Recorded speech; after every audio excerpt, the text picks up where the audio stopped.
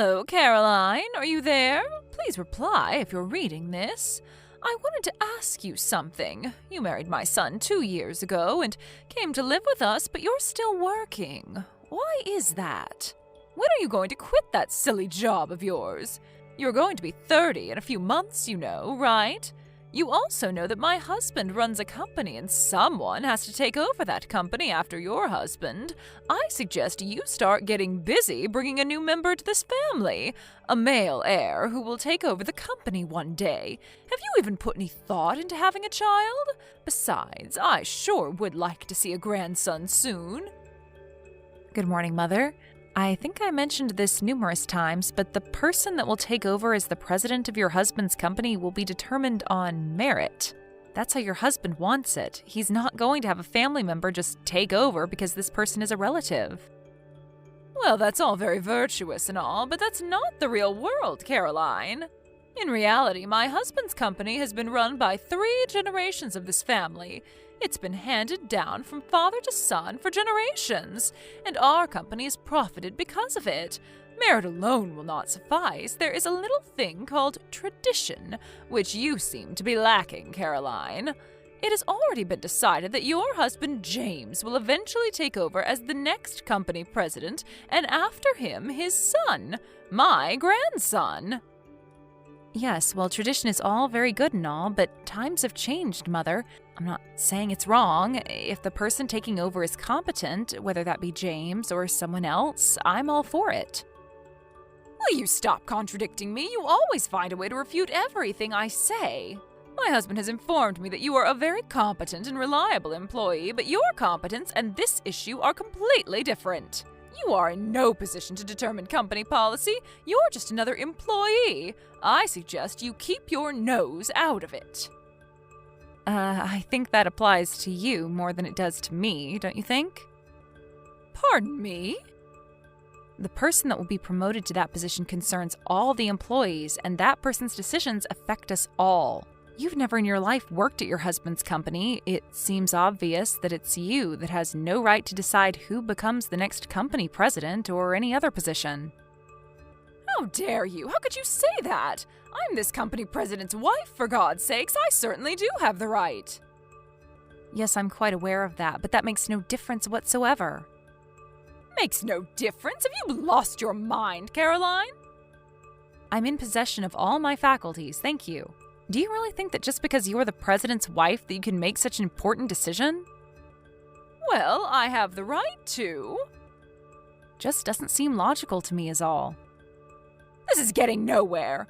All you have to do is just stop complaining and work on giving us a grandson so that someday he will be able to take over this company and continue this long-established custom. If you have time to spurt such nonsense, I suggest you use your time more wisely by having a child. Right now, I'm giving my work priority above all, and I've talked long and hard about this with Jim. Pardon me? I know you complain to Jim about this matter all the time, and he gets irritated because you're so bullheaded about it. But could you not take that frustration out on me? I have other things to worry about. Jim said that? I wasn't trying to be difficult or anything. Just so you know, Mother, Jim is sitting right next to me and seeing this entire conversation. What? Are you serious? Why didn't you say so before? You better be ready for a line text from him later on, and it won't be a very pleasant one, I can tell you that. You tricked me into this, didn't you? You had him sit down and witness this conversation. How could you? Even if I denied such an absurd allegation, you wouldn't believe me, so what can I say? This is getting really exasperating, Mother. I really have to go. Goodbye. Caroline, are you seeing this? Answer me!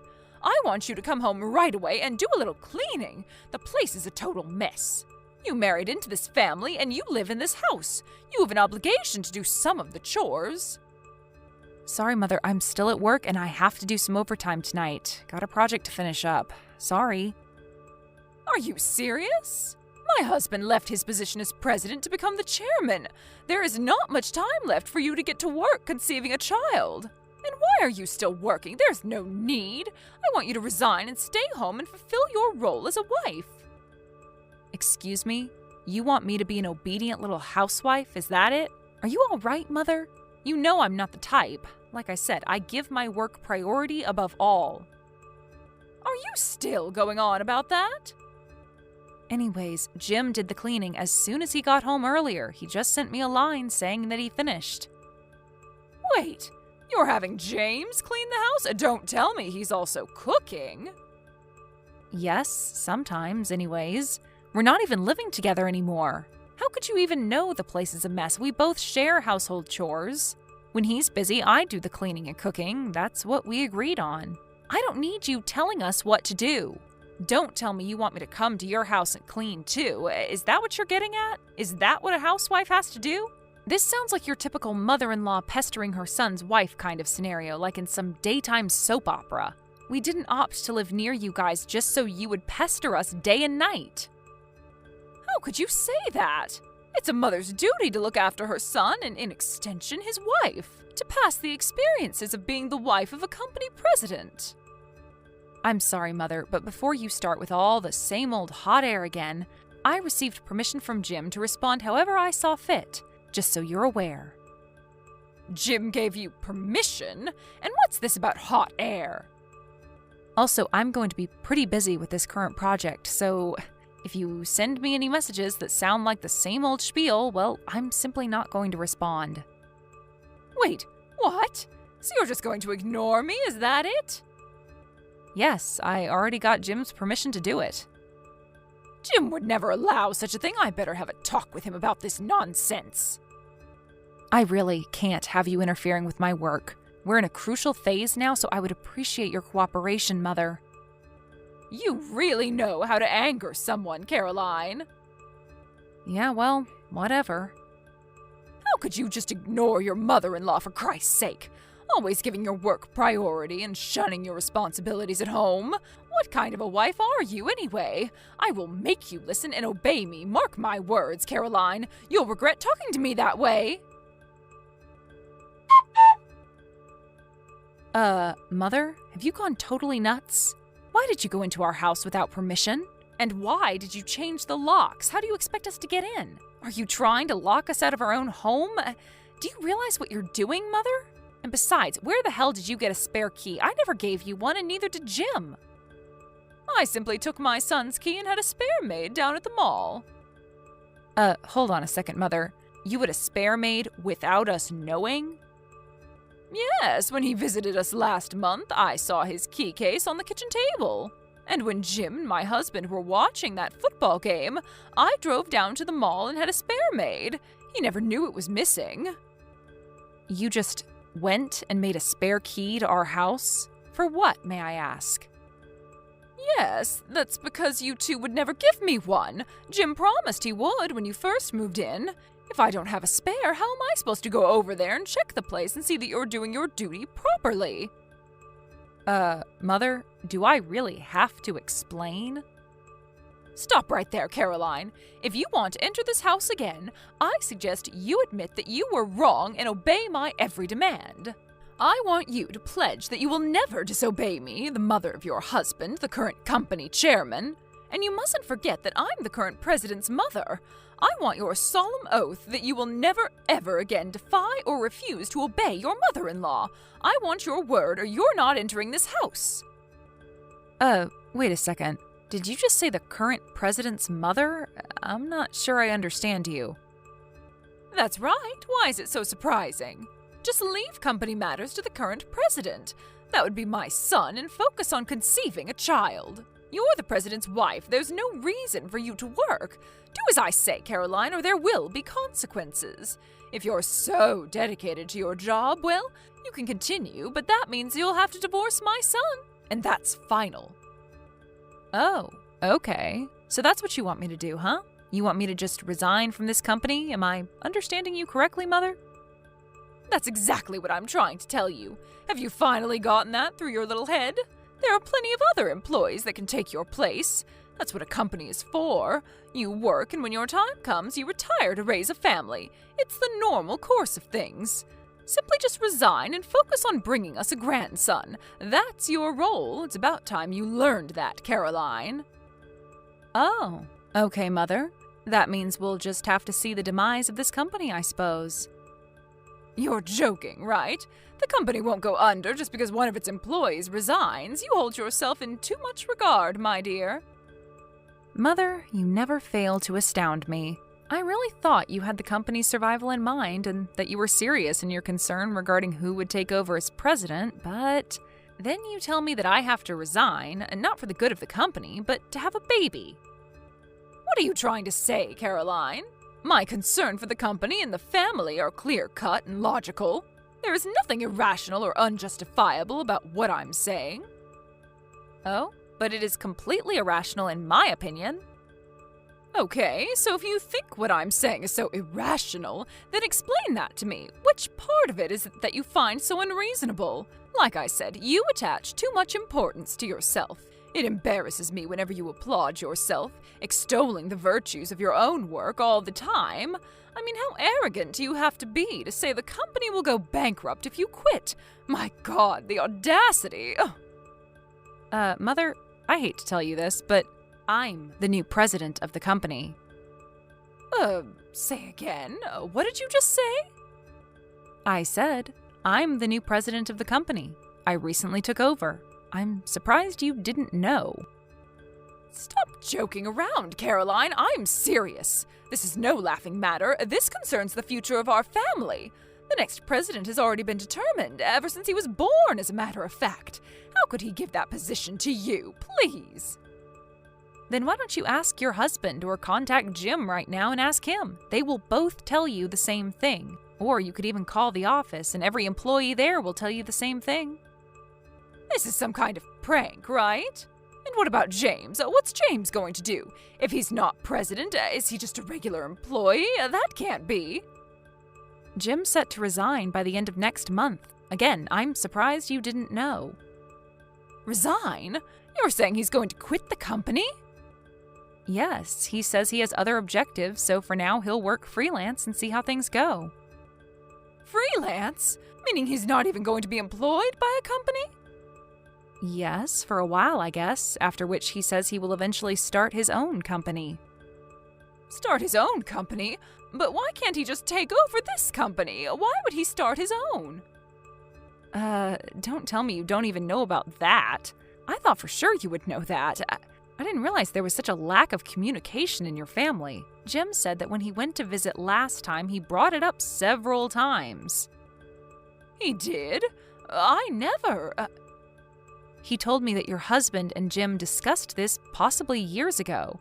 Jim wanted his advice. After all, your husband built his company from scratch. Who better to get advice from, right? Huh? Really? And this was all before Jim and I got married. Neither my husband nor Jim mentioned anything. Oh, and as a side note, as for being selected as president of the company, both Jim and his father were explicit in their decision that I keep my business matters separate from my personal ones, meaning even if I became president, it would not affect our personal lives. And this decision does not mean that because Jim was not selected as president that I stole it from him. Please don't get that idea. Why wasn't I told about this? This is important. My husband nor Jim gave any clue as to what was going on. Caroline, answer me right this second. Why is my husband divorcing me? What did I do that was so wrong?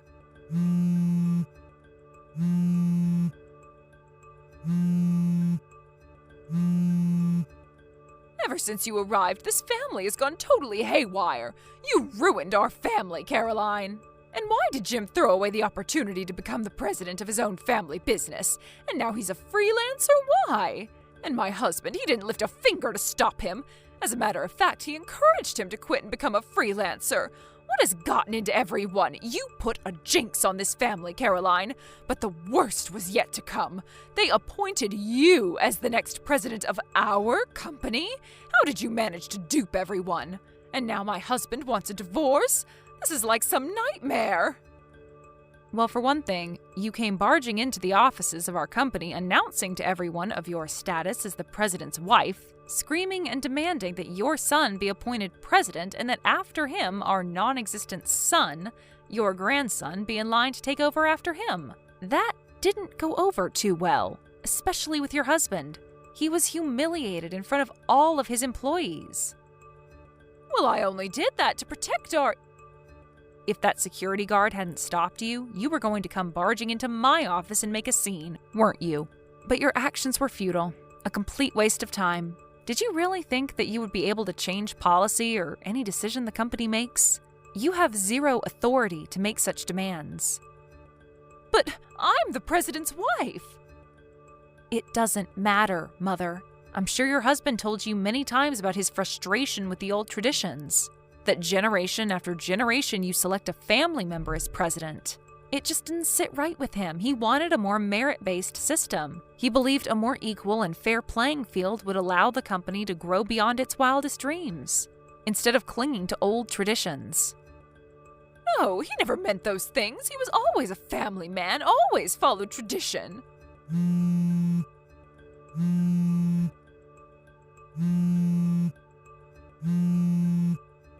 Please, Caroline, talk to my husband and ask him to rescind this silly divorce. He doesn't need to do this. I'll change. Please convince him. I really can't do that, Mother. It's really not my concern. Why? Why can't you at least do this little favor for me? Please, Mother, work it out yourself. I have nothing whatsoever to do with your marriage. It's kind of late. I have to get some sleep. Goodbye. Please, Caroline, help me. Okay, I'll give you my blessing. How's that? I give you my blessing that you become the next president. Will you then help me in return? And about who will take over after you, well, I'll leave that up to you and James. You two can make that final decision. I won't interfere at all. What do you say, Caroline? Please, please convince my husband to think it over. Please. Caroline, are you still there? Please don't cut me off. Please, Caroline, I need your help. Actually, my father-in-law told her that he was considering me as the next president, but she just wouldn't listen. Her mind just seemed to shut down whenever he brought up the subject. She couldn't accept the fact. The only thing that was on her mind was that her son was destined to become the next president, and that the wife would have to stay at home and have babies. Eventually, I was appointed as the next president, but that fact never entered my mother-in-law's mind in the slightest. Her son was the only person in the world that would be appointed, and that was that. There was no convincing her. She was so programmed by her self-delusions, a form of self-hypnosis if you ask me. It was probably in that state of mind that made her barge into the office and cause the embarrassing scene in front of all those employees. My father-in-law was so infuriated by the incident that he began to question why he was even married to her, which eventually led him to file for divorce. After the divorce went through, she received a comfortable settlement and returned to her grandparents' home back east. But her spendthrift ways as the president's wife never really waned, and her savings quickly diminished. Her grandparents were worried that she would next target their meager savings and pension and quickly cut ties with her. I heard she was living all alone in some beat-up apartment downtown doing various part-time jobs to make ends meet.